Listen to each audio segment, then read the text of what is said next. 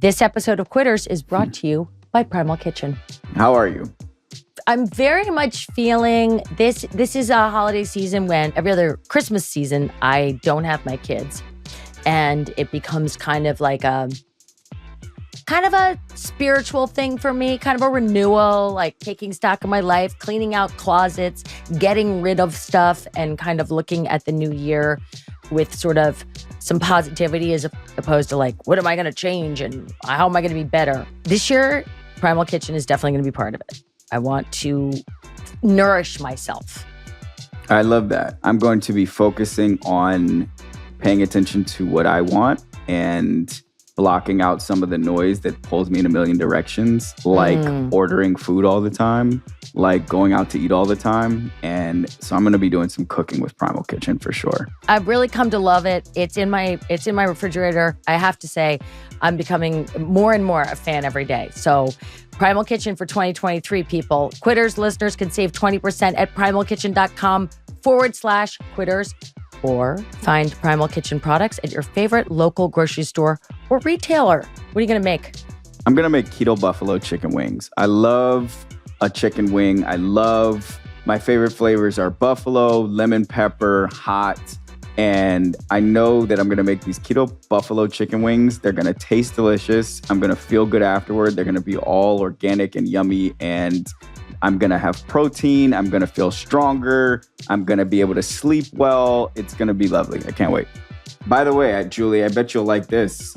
Primal Kitchen is co-founded by a woman named Morgan Bueller-Zanotti. Proud mom of 2 with another on the way. I know someone else who has 3 kids. I have 3 kids. And is a woman founder.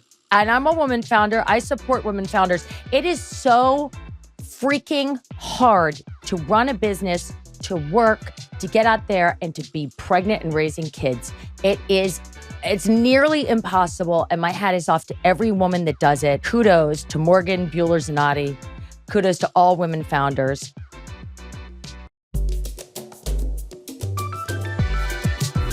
When I came out of it, again, I was like coming off a high of like, I was the Bachelorette and I was put on this pedestal and these guys wanted to date me. And then I come off of it and I'm like, wait, I don't have a job again. I don't know where I'm going to live. I'm in this in-between period where I don't know what my life is going to be. I'm engaged to somebody who is completely shaming me for everything I did on the show.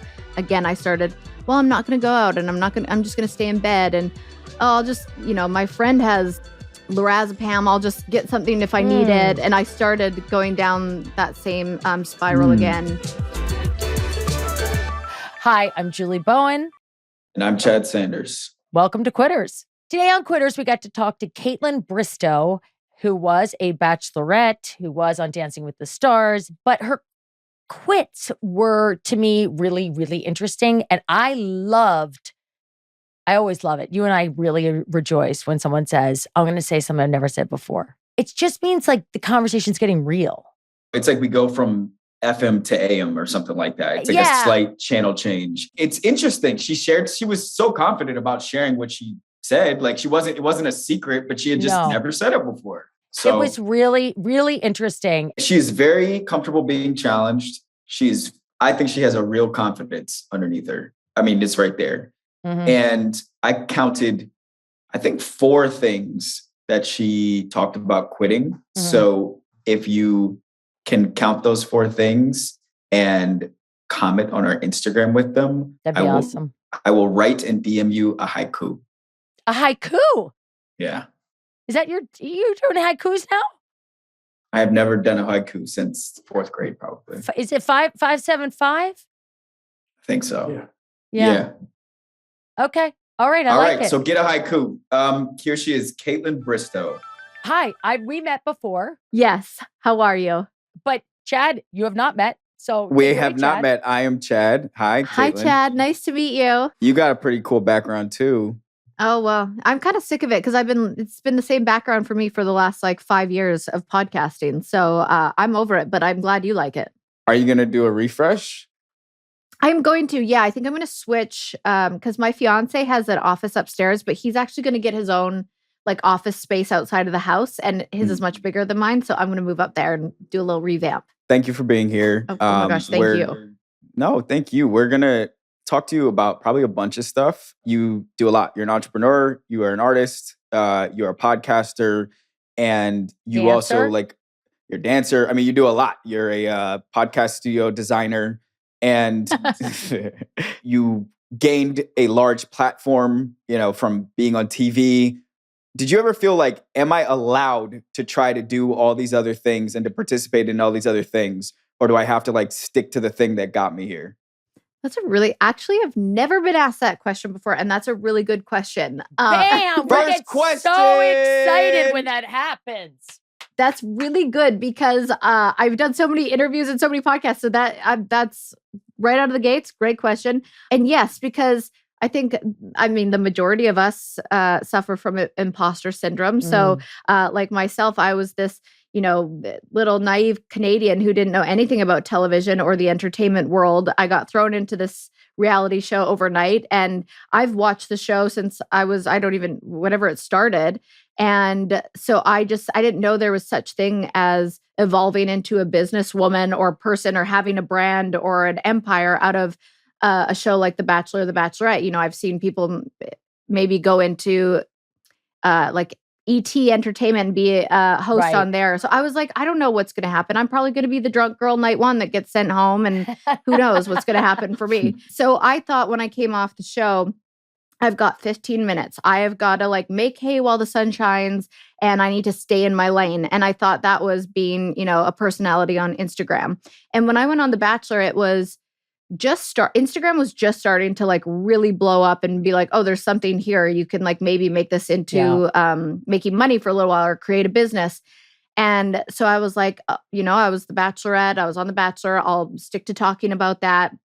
And my whole life, I've kind of never been inside of a box. I've always been a risk taker and did my own thing. I worked 3 different jobs, and I was kind of all over the map. So I felt confined once I started doing that and sticking in this one lane. But I, again, had that imposter syndrome of, well, am I allowed to do something else? I'm not Carrie Underwood. I don't have Carrie Underwood's voice, but I love to sing. Could I just put a song out there and see what happens? Because I love to do that. And I started to kind of dabble a bit in other things and saw that the audience and the following and people that were intrigued in my life other than The Bachelor, The Bachelorette were becoming supporters and kind of encouraging me to go after other things. So at first, yes, I definitely felt that way. But after a couple years of being curious and wanting to explore other avenues and stopping, kind of caring too much about what other people thought, I started really enjoying other things too. So that was a really long answer. That was exactly what I wanted to ask, because you said I started to notice that people who were following me, where I was getting more followers who were encouraging me to do different things. Are there things that you dropped along the way because you didn't get that kind of support? Or are there other things that you want to pursue in the future with that idea of fuck what other people are saying? I'm not reading the comments anymore. I actually get a kick out of reading comments because I think it actually depends on, it depends on where I'm at in my period cycle. Because if I'm at that time of month, I'm crying in a corner and being like, I care so much about what other people think.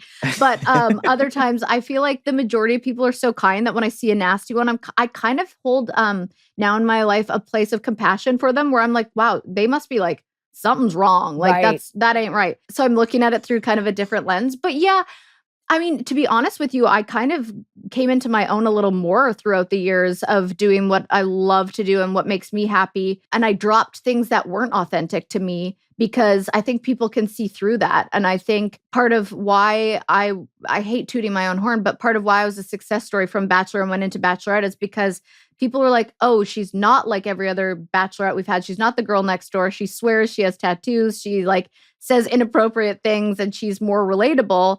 And so I found that when I was trying to stay in a lane, for example, when I first got offered money to promote a flat tummy tea, I was like, you're going to pay me what to post? I don't care. I'll shit my pants all day for this kind of money. I'm sure. Flat tummy tea, great. And then people were like, I don't think this aligns with who you are. And it was kind of my team, but also my audience that was holding me accountable to drop the things that didn't align with me. An audience is so circumstantial. As I'm learning that an audience is so circumstantial. I think I have even been under the misconception that, 1 million followers means there's a million people who I can sell something to. And that's not true. How do you measure and understand the value of your audience? Well, it's taken a lot of ups and downs and lefts and rights and figuring that out for myself, sometimes the hard way. But I'm really lucky to have had a team that kind of knew what they were doing in the digital space, where they were friends of mine before. So it felt like they always had my back.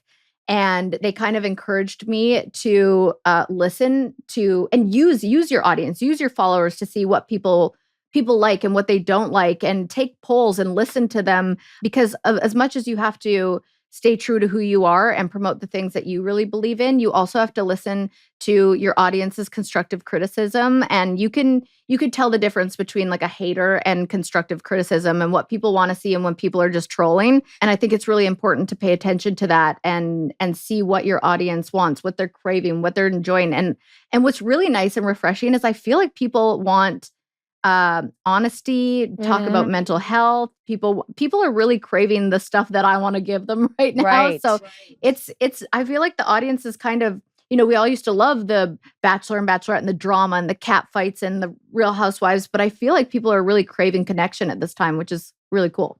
Yeah. Do you think that's a function of us all being locked up for so long, and that it isn't as much fun to see these staged cat fights? It's manipulated in editing. Whether or not the things you said were your own, the storytelling is created by editors. When you would watch yourself on that, how much did you recognize of you, or did you not watch yourself?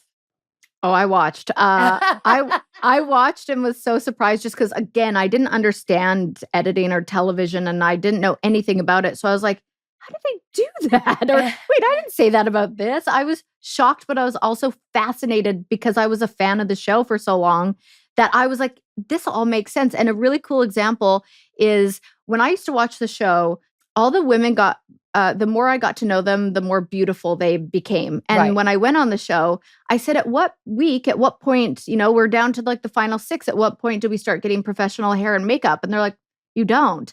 And I was like, oh, that's really interesting. It just means that I started seeing people and thought of them as more beautiful the more I got to know them and like them. Interesting. And I thought they were on this reality show just getting like everything, hair, makeup, and wardrobe, when really you're just doing it all yourself. But it was really entertaining to watch as a fan of the show and see myself on it. But of course, there were times where I was mortified. I laughed. I cried. I have like a good perspective, or I did at the time, of watching myself on TV, because I feel like I was at the peak of my mental health, like happiness at that point in my life. I had done so much therapy because I had come out of like a terrible rock bottom, and I'd worked so hard on myself, and that it was perfect timing for me to go on TV because I was in such a solid place in myself and who I was. And I was like, I don't care. Now it's interesting because fast forward to 7 years later, I care more now than I did 7 years ago when I didn't know anything about it. It's really weird.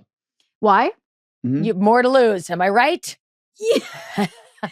Yes, a part of it, I'm scared. There's more to lose. I also feel like I was an edited version of myself, where now you've really gotten to know the real me. So I feel like I'm like more offended by you not liking me, because I understand not liking an edited version, but I don't understand because I'm like, I'm just being myself. Right. It's a weird world. But yeah, I feel like that is a true little statement of more to lose.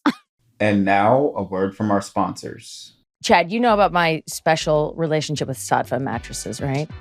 Your whole life is a Saatva commercial, Julie. No, but you know that my oldest son won't even sleep on any other mattress. Damn, you've created a monster. I truly have. He really is. Well, all this love has caused a little bit of a problem, because every time I change the sheets, I'm like thinking to myself, oh no, are these beautiful Saatva mattresses? It deserves better sheets. Are these sheets not worthy of my Saatva? Are they beneath my mattress? No, I see what you did there. Yeah, I know. So, Chad, I just don't think that my current sheets are good enough for my Saatva. So guess what I'm going to do? I don't know. I don't suppose Saatva makes sheets. Oh, hell yeah, they do. What? Percale sateen, and my personal favorite, 100% Belgian linen. They're hypoallergenic, breathable, and made from responsibly sourced fabrics. Because my mattress deserves the most scrumptious, luxurious sheets in the whole world, Chad. It deserves nothing less. I deserve nothing less. And I'm just going to say it. My son probably deserves nothing less too. Julie, I couldn't agree more. Ollie deserves the best. He does. He does. What do you think happens when the other two hear these commercials and they're like, how come we don't have Saatva mattresses? I'm like, nope. Someday. Only Ollie. Only Oliver. Oliver's the oldest. It's his birthright. Yes, save $200 when you purchase $1,000 or more at saatva.com/quitters. That's SAATVA.com/quitters. We have a new sponsor. We have a new sponsor. Green Chef. I like it. I like it a lot. You know why? Why? Have you ever done any prepared meal plan things like this where they come and you cook the food? I have. I have eaten that at your house, I believe. Probably. But this, what I really like, everything is pre-measured. When I'm cooking, I want everything to already be done and I'm just doing the cooking. Oh, yeah. And I thought, no, that's bad because there's too much waste and then there's too many plastic. They offset 100% of their carbon footprint as well as 100% of the plastic in every box. So you don't have to feel bad about getting a little plastic bag of cumin that is exactly the amount you need. Because I don't like going to the store buying a whole thing of cream of tartar. I'm not going to use that. Those are really specific pain points. And I support you not wanting a little bag of cumin. No, I agree. So wait, it saves you time and it saves the environment. That's pretty cool. Yes, and because it is Green Chef. They mean it. They are the #1 meal kit for eating well, for eating green.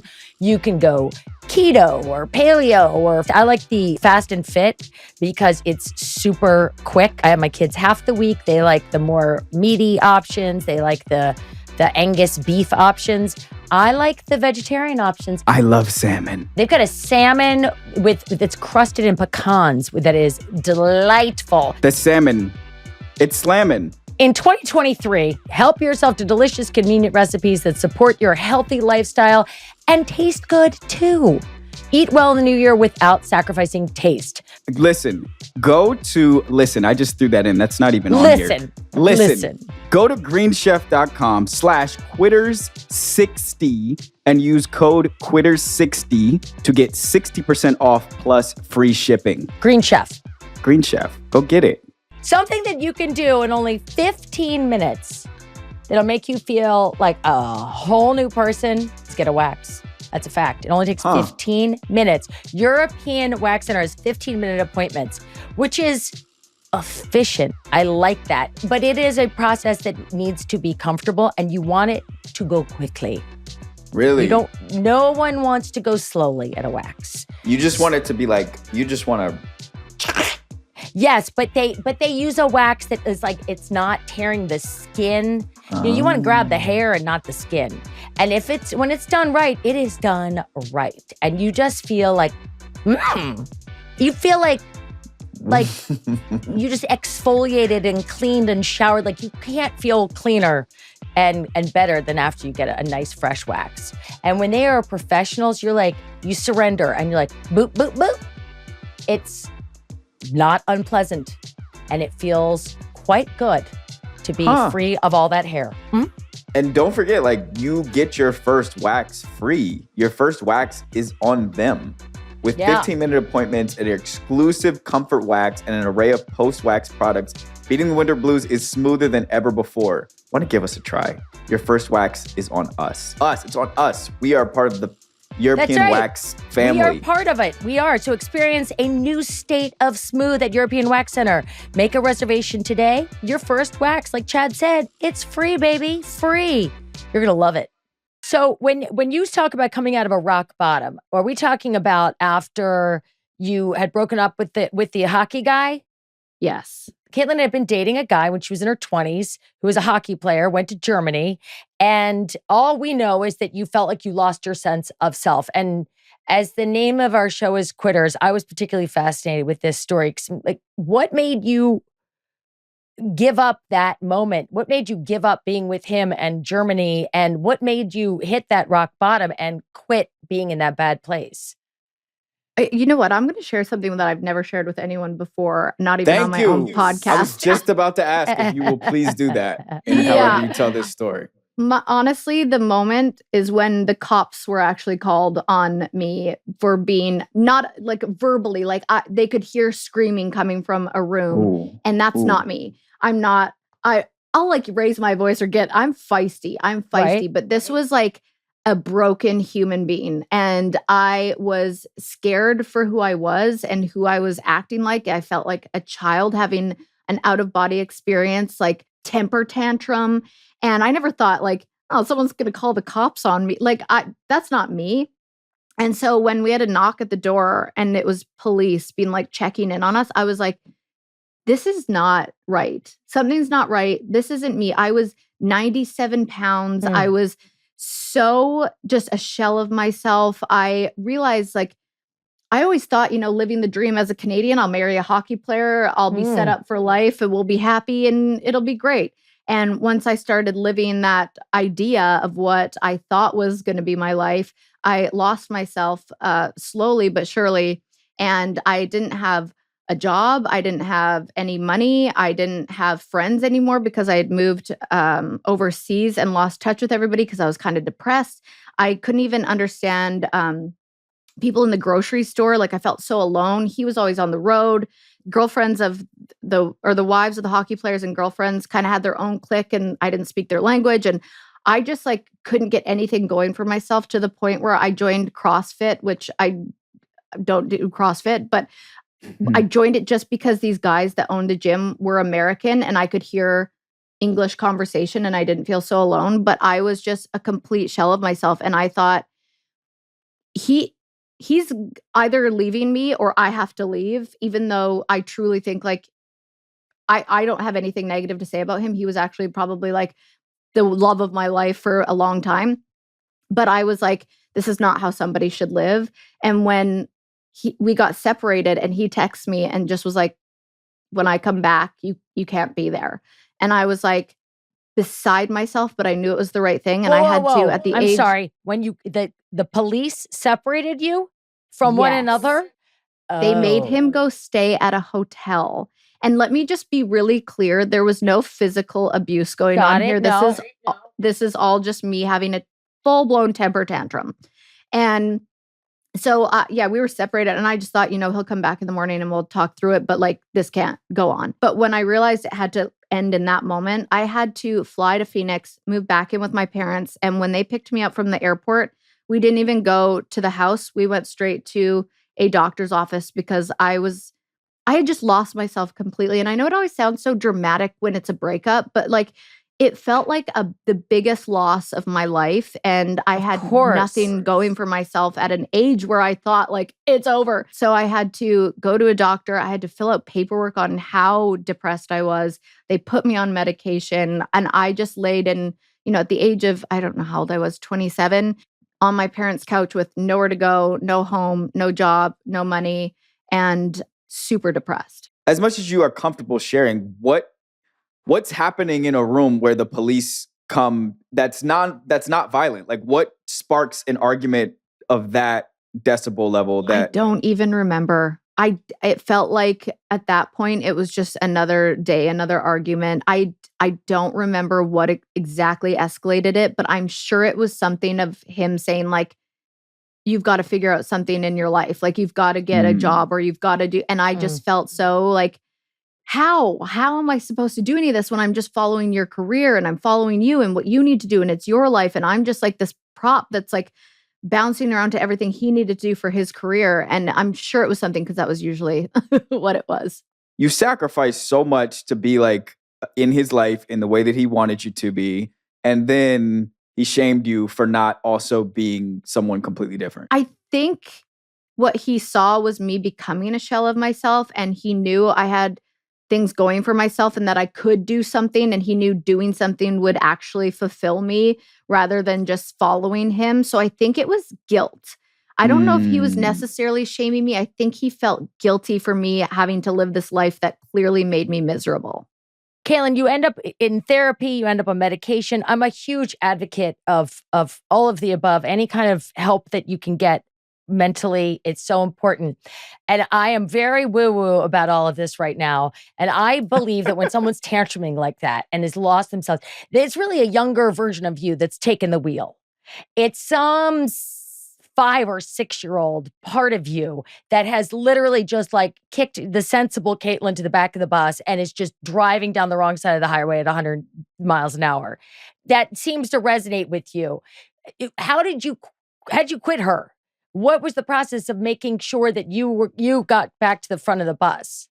Well, when I decided like I can only stay on this couch for so long until I'm like even more of a shell of myself. Like there was either go, I don't even know how you go more rock bottom than that, or pick yourself up and start going again. So I started working at a restaurant again. I had to like which I'd worked my way up in a restaurant before, and like I was really not enjoying that time. And I didn't have any education except for high school. I thought I was going to be a dancer like my mom was, a ballerina. And I chose to go after a dancing career, quit that for the hockey player. So I was like, I have no education, no job, no money, like nothing. And so I started as a hostess again at the restaurant and moved my way up. And as I did that, I kind of had to put my ego aside of being like, okay, you have to start over as a hostess. Like, who cares? You're going to make new friends. I made new friends. I got an apartment. I started over. I built myself back up, and I did tons of therapy, tons and tons. And that's why I say when I went to go on The Bachelor, I had just done 3 years of twice a week therapy of learning where those patterns came from, and that I didn't actually learn coping skills as a child, and working through that. And then coming out of The Bachelor and The Bachelorette, I was like, I got to continue this journey. And I'm actually going, I don't know if you've ever heard of the Hoffman Institute in California.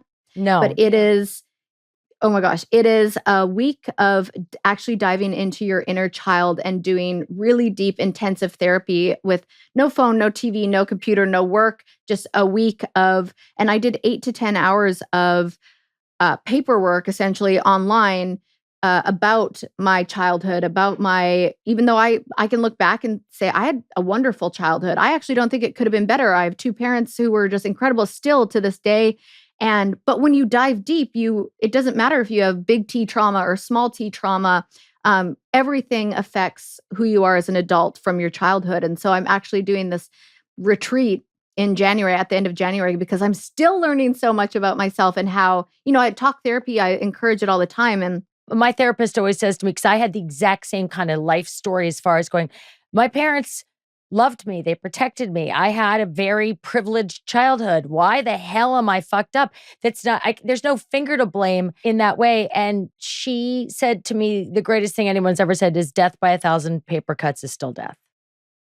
And it is really profound to realize that it doesn't have to be big T trauma that can trigger something so huge that feels unmanageable for me. Yes, unmanageable is a good word. Because you go back into that childlike self, and it happens to every human. We talk about therapy on this show a lot. It comes up pretty much in every single conversation. I think part of that is because we talk to a lot of rich people, talk to a lot of white people, talk to a lot of women, and I think that it has to come up in this conversation because it's real. Like, people are going to it. I'm finding that we are all on some level becoming like armchair experts. Like, we're becoming like these therapy evangelists who are speaking like we're not therapists, like we're not experts. And we encourage certain behaviors, and we encourage going and doing the things. And like, we talk about it like we really, really know what's going on in the human brain. And it makes me I feel like alarmed at times, even in these conversations. I don't know that I have a question here. It's just a point of view. What do either of you think about that? I think that's so fair. I never think of myself as an expert when it comes to pretty much anything except for maybe wine. But I find that I like to think of myself. I didn't own a house until I was 30, let's say 2, I don't know. And I moved into this house thinking, like, you buy a house and that's it. That's pretty much what more could you ask for? But then slowly this pipe bursts or this AC breaks or there's a crack in this wall or there's a leak here. And I'm like, oh my gosh, I am my own home. My body is my home. My brain is my home. And I am always going to want to fix things and work on things. And I'm not just going to be a full perfect house and that's it. My life will forever be a project the same way a home is. And I always like to think of my brain and my body as a home, and that I could work on things and things could be really great. And I could feel like I've got it all figured out. And then something's going to happen where I'll constantly have to work at that. And you'll never be an expert on anything. So you have to always rely on the people who are educated and the people who can help you in those ways. And as long as you're taking care of yourself, thinking like, there's always going to be something that comes up in my life. And I've learned this through the ways I've learned how to cope, is you just always have to be able to rely on people who are the experts and just continue to work on yourself like you would, a house. Do you think it's dangerous, Chad, that we talk about therapy? No, I think the tone is dangerous. I think the tone is so sure-footed. It is sure-footed in a way that to me signals what's the opposite of sure-footedness? When anybody tells me something with such security that it feels like they are teaching it to me, I'm curious sometimes. And honestly, Kaitlyn, I'm not. You are like you have such an airtight confidence that like I am only doing this in this conversation with you because I don't think every other guest would be able to like hold space for it. It's really just like 100% don't know what I'm talking about. No, but you do. I mean, but you do, and I'm not suggesting even that you don't. In my own capacity, like to my knowledge of what I know, I'm sure in what I know, there's so much more to learn. But in what I've learned through, therapy, and I like to use other resources like podcasting or listen to certain things, read books. I feel like I'm just at a point where I know and I'm sure of what I've learned, and I know there's so much more to go. And I would never put on somebody else what I think, like what I did, and here's what I did, and here's how I got through it, and that's how you should do it too. I'm always just speaking personally from my whole experience.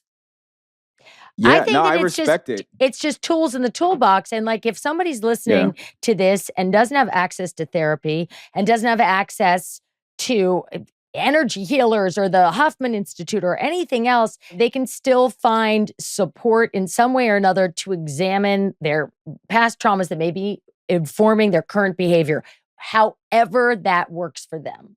I am very privileged in the way that I get to explore myself and learn about myself and love myself. I can only speak to that, obviously, because that is my experience. You're the curator of your own media intake on social media. You can follow accounts that inspire you. You can follow accounts that help you grow and learn and mean something to you. And that's free. There's Facebook groups, there's support groups in your city. Like there's so many ways to go out and access it if you want to. And I know that's not as easy as just doing that. That's a freaking terrifying thing. I've become so empowered by it that the first time I ever went to go to my first therapy appointment, I actually went into the wrong building, and it was like a mental institute, and it was in Vancouver. And I walked in and I said, this feels right. Like I just don't know which door to go in here. And I was so terrified and so scared, and I was in the wrong building, but like I was so terrified and insecure and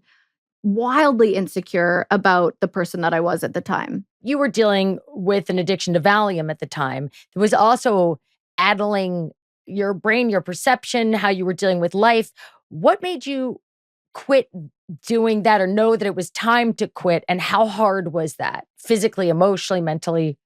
Oh yeah, it was. I mean, I'm lucky I wasn't addicted to it for longer than I was. That I feel like, well, my family and my friends were kind of like, is this really who you want to be? Like you were wanting to get out of being a shell of yourself, and now you're just a numb version of yourself. And you don't even want to, like, I'm a very social person, and I was not social. I was just wanting to be numb. And so, the doctor, like, he gave me Valium, and I understand why, because on paper, it definitely looked like I needed something at the time, but he was also putting me on antidepressants. and Valium. And I started getting weird side effects where if I turned my head this way, my vision wouldn't catch up. Oh, And like, shit. it was like I was in a dream constantly. But what's the scary thing about addiction and that kind of thing is I was like, this is good. This is good. It means I'm not feeling the things that I was feeling before. So it was kind of my family and friends that were like, again, this isn't you. This isn't who you wanted to be. You went from being a shell of yourself to being a numb person. How can we help you out of this? It was more just having a good support group, being my friends and family that kind of talked me out of it. And it was choosing other ways, like I got sick from coming off of it because I tried to just come off of it and I didn't know the proper way and nobody taught me how to wean yourself off of these things. And I tried to like go do yoga class and I would get sick, but I wanted to change it. I wanted to move my body and get outside and do certain things and transition into just like, not relying on a pill or something else. But I was probably doing that for about 4 months and it took me a good 2 months to come off of it. Was there anything you did was there any moment where you're like, wait, what am I doing? Where like you had to face like, oh, I'm addicted to this. Whoops.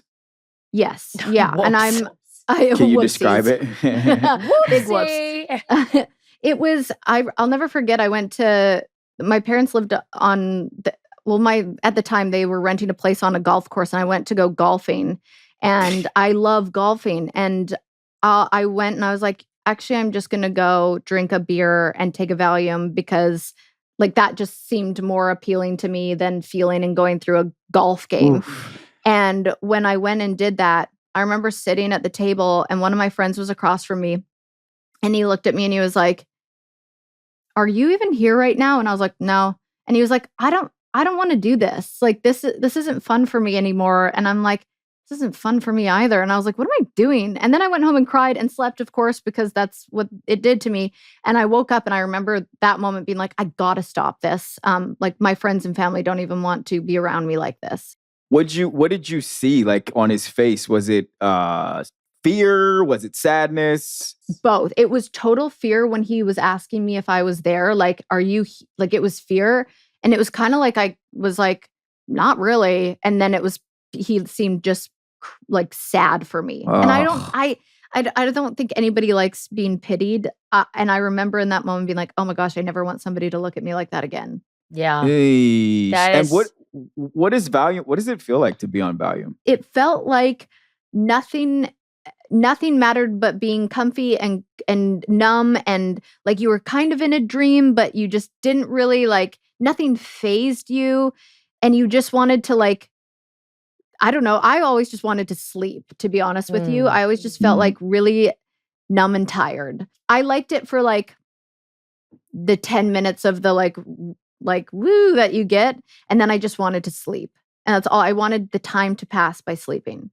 And how did that feeling, and I don't want to like shoehorn this, but like, how did that feeling compare to what it felt like to be in your relationship before your kind of spiral? To me, that felt glorious because to feel so, I felt useless as a human being with him. And again, that's on me, not him. I just felt like I had no purpose. And that's to me is a much worse feeling than just feeling numb, because numb is not feeling anything. And to me, that felt so good to feel nothing when the other feelings that I had known in my life were just like empty, sad, depressed, anxious, unworthy of anything. Numb was way better than that. And at the risk of sounding like someone who is preaching or knows what they're talking about, but when you're in fight or flight and you're in all that adrenaline, which it sounds like you were really in with a boyfriend in Germany and everything, that it is a different part of your brain that is actually taken over. It is our most primitive brain, and it is not rational, and it can't be reasoned with, and you can't calmly talk someone out of that place. It's like a cornered animal, and there is a place for things like Valium to help you transition from that animal brain to a place where you could talk and get out of that crazy cycle. But at the same time, sounds like it went a little far for you. Well, I wish I could have been coached better by a doctor or by other people who like knew, but it felt like more like, here, take this. You're not well. and we'll see you if you need to come back here. Like and what was really scary is I saw myself going down that same path after being the Bachelorette. That really took a toll on my mental health. And then again, speaking of tools and, having the knowledge and feeling and going through what I've gone through, I knew I'm not going back down that road again. And I could see it starting and the spiraling happening. But that's starting where how? It was because when I came out of it, again, I was like coming off a high of like, I was the Bachelorette and I was put on this pedestal and these guys wanted to date me. And then I come off of it and I'm like, wait, I don't have a job again. I don't know where I'm going to live. I'm in this in-between period where I don't know what my life is going to be. I'm engaged to somebody who is completely shaming me for everything I did on the show. And that's supposed to be my like rock at the time, my person, the only other person that could understand what I was going through. And I was just kind of getting it from all angles. And again, I started, well, I'm not going to go out and I'm just going to stay in bed. And I'll just, my friend has lorazepam, I'll just get something if I need it. And I started going down that same spiral again. I was able to stop myself and still be able to feel and still be able to go through a really hard time and a time where it wasn't my happiest and without completely numbing myself. So that was a win for me. And now a word from our sponsors. Just strap in, Chad, because I got some etymology for you. Oh, boy.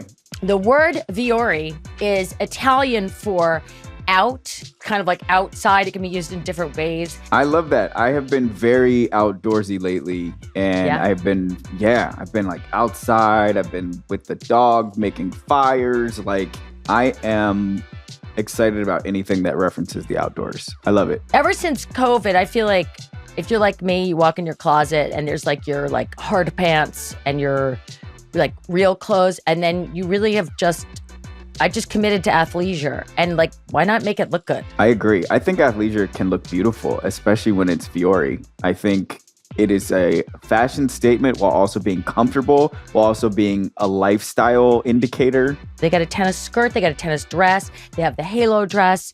I can't wait to get mine. I'm very excited. Here's a secret surprise that I like. So not only is it easy to wear because it's athleisure, it's comfortable, you can just walk outside in it and know that you look good and also feel good. It's also easy to buy because the website is easily navigated. My least favorite thing about shopping online is that these websites do not care about user experience. They only care about if they get your money or not. But this website is lovely. Everything you want is easily accessible. You can see it right there. You can see a model that kind of looks like something you might look like when you put it on, of all shapes and sizes. Yeah. It's beautiful. I like that. I like size inclusivity because everybody deserves to be comfortable and active. But the women's performance jogger is a staple. They are incredibly soft. New colors just came in, so hurry to get them while you can because these guys sell out quick. Viore is an investment in your happiness. For our listeners, they're offering 20% off your first purchase. Get yourself some of the most comfortable and versatile clothing on the planet at Viore.com/quitters. That's VUORI.com/quitters. And not only will you receive 20% off your first purchase, but enjoy free shipping on any U.S. orders over $75 and free returns. No restocking fees. Go to Viore.com/quitters and discover the versatility of Viore clothing. This episode of Quitters is brought to you by Primal Kitchen. How are you? I'm very much feeling this. This is a holiday season when every other Christmas season, I don't have my kids. And it becomes kind of a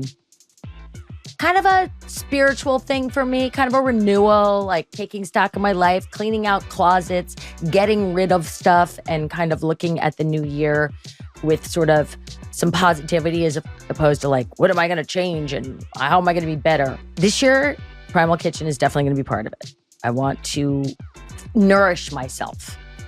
I love that. I'm going to be focusing on paying attention to what I want and blocking out some of the noise that pulls me in a million directions, like ordering food all the time like going out to eat all the time. And so I'm going to be doing some cooking with Primal Kitchen for sure. I've really come to love it. It's in my refrigerator. I have to say, I'm becoming more and more a fan every day. So Primal Kitchen for 2023, people. Quitters listeners can save 20% at primalkitchen.com/quitters, or find Primal Kitchen products at your favorite local grocery store or retailer. What are you going to make? I'm going to make keto buffalo chicken wings. I love a chicken wing. My favorite flavors are buffalo, lemon pepper, hot. And I know that I'm going to make these keto buffalo chicken wings. They're going to taste delicious. I'm going to feel good afterward. They're going to be all organic and yummy. And I'm going to have protein. I'm going to feel stronger. I'm going to be able to sleep well. It's going to be lovely. I can't wait. By the way, Julie, I bet you'll like this. Primal Kitchen is co-founded by a woman named Morgan Bueller-Zanotti. Proud mom of 2 with another on the way. I know someone else who has 3 kids. I have 3 kids. And is a woman founder. And I'm a woman founder. I support women founders. It is so freaking hard to run a business, to work, to get out there and to be pregnant and raising kids. It's nearly impossible. And my hat is off to every woman that does it. Kudos to Morgan Bueller-Zanotti. Kudos to all women founders.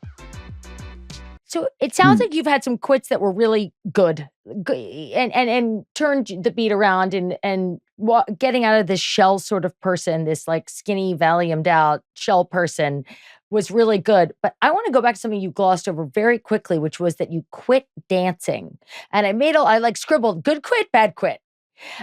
You quit dancing and you thought it was going to be your future.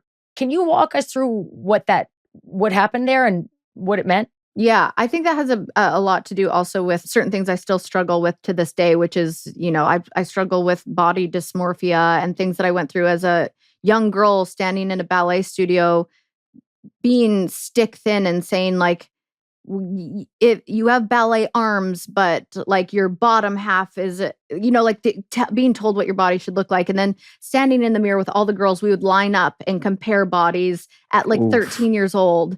And I danced 6 days a week. My mom was a professional ballerina. It's what I wanted to do. She had her own dance studio, and I was like going to follow those footsteps. I loved it. It made me happy, the dancing aspect of it. And so when I graduated high school, I actually got a scholarship to go and dance with a company in Vancouver.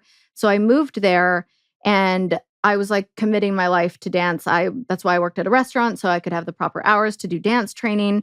And then, after I got rejected with everything I did in dance. It was always a no. I just wasn't good enough. And being told you're not good enough however many times, it does, give you thick skin to a certain extent, but it also makes you feel like you're not worthy.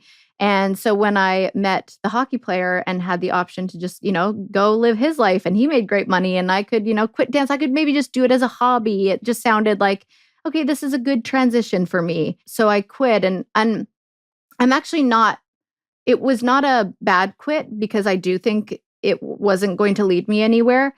So I'm glad I did at the time, because I just believe in divine timing and things working out. And I'm so glad for all the things I get to do now in my life. And that wouldn't have happened without that. But it was hard to give up a passion. Going on The Bachelorette, when I came off The Bachelorette and they offered me Dancing with the Stars, I was like, I could still be a dancer.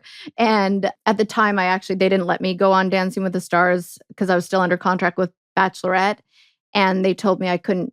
They were like, no, we're not going to let anyone from our franchise do the show anymore. And then 5 years later, they actually asked me to go back on. So it was more than just like winning the mirror ball. I was like, I am a dancer.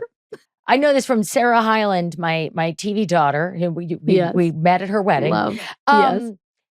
She was a ballerina. She was a bunhead, all growing up and going to school. And there's a part of her that I could see like click in. And she's the first to say this. I'm not speaking out of school, where she'll be like, if I can't be the best at that, I don't want to do it. And then I would see that same determination sort of kick in when like she had surgeries and she had to get her body back after these kidney surgeries and everything. And that dancer mind of, and it's rigid. And yet it was also, she loves that. And she loved her past with dance. Do you relate to that? And that sort of like, if I can't be the best at this, I don't know, I can't even touch it because I love it so much. Yeah, I actually couldn't watch Dancing with the Stars or So You Think You Could Dance or any kind of dance show because I watched and thought like I wasn't good enough, and that bothers me that I wasn't the best and that I'm not on one of these shows, that I like actually couldn't watch it. It made me sad. Not only just feeling like I couldn't do it, but sad because I missed it. And it was like, it took up my whole life. So when I went back, and, ballroom's very different from all the other dancing I grew up doing, but being back in a dance studio and being, having that coach figure and a teacher and somebody that was pushing you to be the best. Like a lot of people I talk to who have gone on that show, it's like, that's the hardest thing I've ever done. And they push you so hard. And I'm like, they really do. And I mean, Artem was really hard on me, but I loved it. And I don't think I would have won without the hard work and without him just like drilling me for 7 hours a day. But you have to love that, and I did. Wow. But you still don't consider yourself a dancer. You dance. I always considered myself, I was a dancer growing up, and that I wasn't good enough to make it as like, what I wanted to do, which was tour with musicians and backup dance and do all these things. But then once I went on Dancing with the Stars, and even if I won or not, I feel like I would be like, I don't know how to answer that. Because I'm like, I guess I'm not a professional dancer, but I do consider myself a dancer. Good. I love that. I love that answer because, again, life is in the gray. It's not black and white. You're not just a reality star or just a dancer or just a podcast host. You live in the gray, and there's a lot of options in there. Kaitlyn, I want to circle kind of back to a place that we started, which is, Julie just hit on it. You're like a multi-hyphenate. You're an artist in different dimensions. You're an entrepreneur. You obviously are a celebrity. Like, what is money like in all of this stuff? Like, do you get paid to be on The Bachelorette? When you come off and people start offering you sponsorships because of your Instagram platform, what is the money journey through all of these different dimensions of your life? Yeah, that was, again, coming from a world where I was, I made okay money. Well, I shouldn't even say that. I was serving at restaurants and trying to work my way up in a restaurant. And to be honest with you, I struggled to pay my rent almost every single month. So to come off of a show, you don't get paid to go on The Bachelor as a contestant. You don't get paid unless you're the lead. You have to bring all your own clothes. Oh. You don't know how long you're going to be there. You have to quit your job, but not know if you're going to be like back tomorrow or back in 11 weeks or what your life's going to look like after that. So it's a really high risk, high reward kind of move. And you also don't know how they're going to portray you. And some people can't get their jobs back after that. So I was in a position where then they pay you to be the Bachelorette. But what was fascinating about that too is they don't pay the Bachelorettes the same as they pay the Bachelors. What? And nope. Are you kidding? No. The show is called The Bachelor or The Bachelorette, but they pay the Bachelor more than the Bachelorette. How did you find this out? Just through, a quick Google search and also talking to other people that were past leads. And I had known how much The Bachelor made the year before me. So I said, because they usually have one Bachelorette, one Bachelor, but on my season, they had two Bachelorettes, and they said the men are going to decide who they want to be the Bachelorette. And Chris Harrison, the host, I'll never forgive him for this. He goes, "Who will be a better wife?" And I was like, a better what wife? am I doing? A better wife. And I go, what am I doing here? And the girl that I was competing against was a friend, but they wanted to pit us against each other. And Ouch. I said, I'm not doing this unless you pay me the same as you pay your bachelors.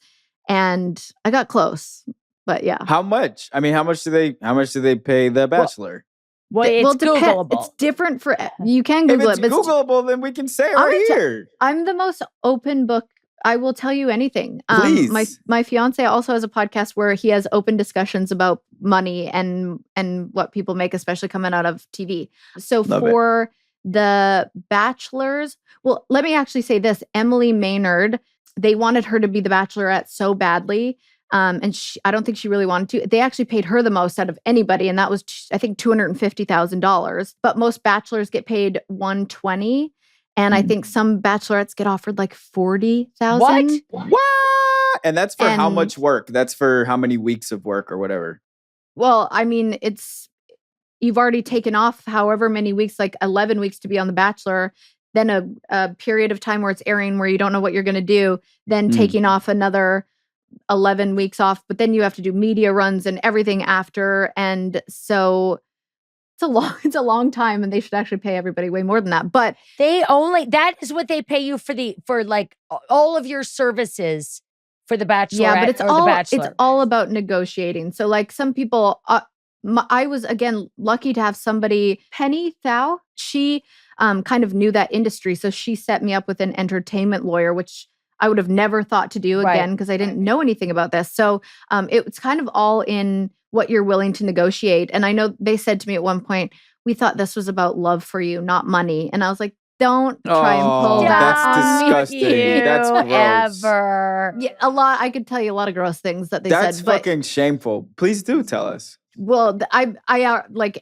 again, I've said everything. I've gotten, I couldn't get in trouble now. I'm not under contract, but I've gotten in so much trouble with this show, and I don't care because them telling me I couldn't go on Dancing with the Stars. The creator of the show told me, no, you can't do it. And I was like, but you just let The Last Bachelor go on. And he was like, yeah, well, I'm not having it anymore. And then the next season, the guy from my season was The Bachelor. He goes on Dancing with the Stars. So as you can see the pattern here, they really favor their men. But yeah, I think it's all about like if you can negotiate, and if you don't let them, manipulate you into thinking you're a bad person for asking for more money. It's kind of all because they are making money off of you. They are absolutely making money off of you, off your image, off your likeness, and I'm sure you sign away everything that happens while the cameras are rolling. You don't own a minute of that. Were you ever able to say, oh my gosh, please don't put that in?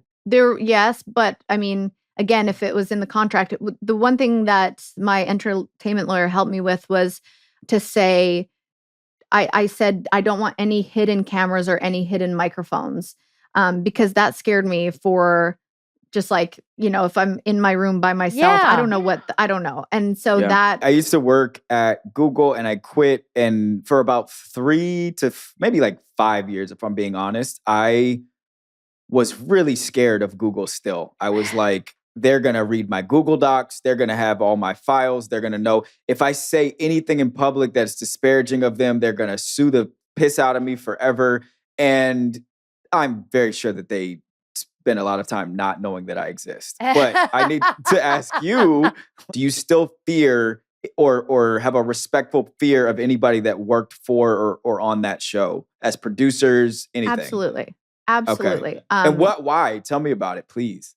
I really have stood up for myself in a lot of ways when it comes to being scared of getting in trouble or using my voice. Like I've tried to go the way of like, this feels right to me and I feel like I should be able to say this. But of course, still a fear because, for example, right now, I really am trying to create a TV show and pitch it. I go back and forth on being like, I don't want to be the person that goes, well, I don't want to bite the hand that fed me, because there's a lot of bullshit that comes with that where I'm like, well, I don't want to like dismiss where I got my start from, and I want to be. Oh, hello. Oh wow! Oh, somebody heard food.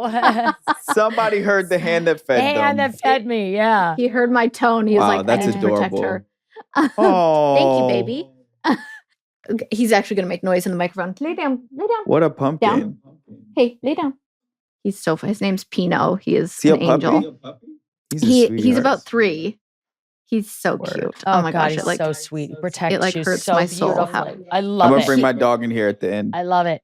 Wait, so you were saying that you didn't want to bite the hand that fed you, but if I just want to say, it wasn't like you were starving and they were giving you a handout. You gave them. You sold your services, your face, your body, your personality to them. So this was This was an interaction. This was an exchange. You're right. And again, like I just always I do want to be grateful. There was a big period of time where I was angry at that show and I was hurt by things that they did to me and the way that I was manipulated, because I know now I feel like an idiot, but I completely trusted producers and TV people because I didn't know any better.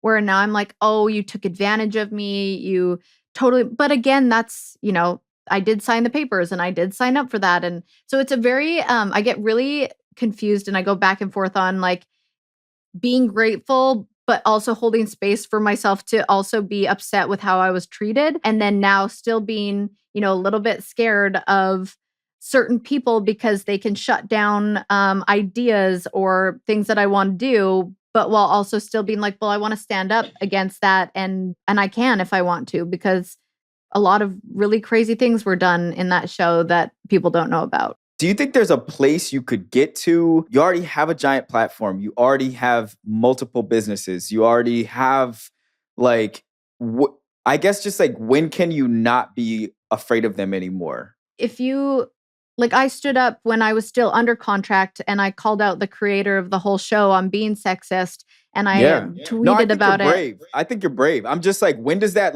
I'm asking for myself. I'm asking for everybody. Like, when do we get to like that last little shred of fear? Like, when do we get to set that on fire? Yeah, I got to that point where because I didn't have much to lose at the time. And then I was like, well, whatever, I'm going to stand up for myself and I'm going to say what I think. And I did. And yes, it ruffled some feathers and it caused a little bit of chaos. But once they saw like a lot of people come off that show and need them, and I tried to go in a different direction where I was like, I don't want to need them. I want to be grateful, but go on my own.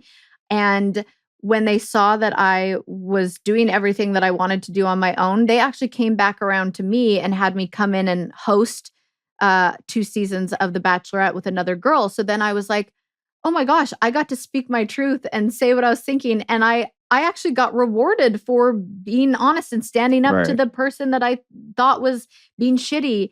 And then I got back into like, everyone called me the outcast of like the Bachelor Nation because I was always just calling people out for their behavior. Then I got to a place where 5 years later, they were asking me to host The Bachelorette. And now it's kind of like that relationship became like okay again, where I'm like, I don't even know if it's worth it for me to I already feel like I've said everything I need to say. And I'm just now more fearful of, there's something I want to do and I'm scared of it getting taken away from me. Can I just say, like, totally straight, if they think they can make money off of you, then they will buy your idea. Yeah, it is you're right. all you did you show up drunk? Did you ever cause a problem during production? I'm not saying speaking your truth in your mind and speaking truth to power because they were sexist or not fair. I'm saying, like, were you a pain in the ass to work with? Probably not. Well, as the Bachelorette, probably a few times, yes. But every other time, no, I was actually quite easy to work with, except for a few times. But yeah. I mean, there are, if they think they can make money off of you, you can find a job and you can pitch jobs because it is a give and take. It is a commercial exchange. And I'm not saying that with any like disdain. I'm like, that's the job we're in. Even if they feel, and again, I don't know the answer to this, even if they feel like this gives them power to take that away from, they don't actually care about that. It's all just money, right? I think it's how Larry and Sergey at Google think about me, which is right. You're not right. At all. You're right. Like, well, right. The truth is, if you are a valuable commodity as a writer, as an actor, as an artist, as anything, there is going to be someone who's going to trade with you. So if your idea is good, and I have no idea what your show idea is. And by the way, we over at Bowen and Sons Productions would love to hear it. There's some place that's going to buy it. That's really good advice too, because again, obviously you know so much about that world and I really don't. So that's really helpful advice. I thank you for that. I ask myself and I ask anybody else, what do you do if you win the Powerball tomorrow? Because that's what you should be doing today. That's what we should all be doing today. And I think this is the hardest question for most of us to answer because we're so busy meeting needs, paying rent, getting to the next thing that to answer the question, what do I really want to do with my day, with my time? That's a hard one. That really is, because I don't know if I even know the answer to that. Like I have a bucket list journal that I kind of try and put myself into that mindset of like bucket list. If I had everything in the world that I wanted, what would be on this bucket list? And it changed very much so from 5 years ago to now. Like 5 years ago, I would have been like, I would buy a private jet. Well, I still probably would do that. I would want to do all these things, but now my bucket list has turned. I think I'm really scared of losing my parents, if I'm being completely honest. And so now all my bucket lists have turned to, I want to take my dad to his favorite golf course in the world. I'm going to take my mom to Italy. I want to take my sister on an African safari. I want to like do things as a family, because I'm realizing the older I get, I'm like getting more fearful of losing my parents, which I've never felt before. But that's so beautiful. Look at who you really want to be. You are a joy. And I mean that I would love to hear anything that you have or be a sounding board for your production ideas or whatever it is that you're going through right now. That means so much to me. And I will say I've done a lot of podcasts, and this was like a conversation I truly felt was meaningful. And like I learned a lot and I took away a lot, and I love being challenged. And this was one of the coolest podcasts I've ever done. Amazing. Thank you so much. We're so grateful for you squeezing us in. We know you're super busy. We love talking. Oh my gosh. No, thank you. Honestly, it was my pleasure, and I appreciate you making space for me. Thank you. Thanks, Kaitlyn. Thanks, Kaitlyn. Okay. Bye.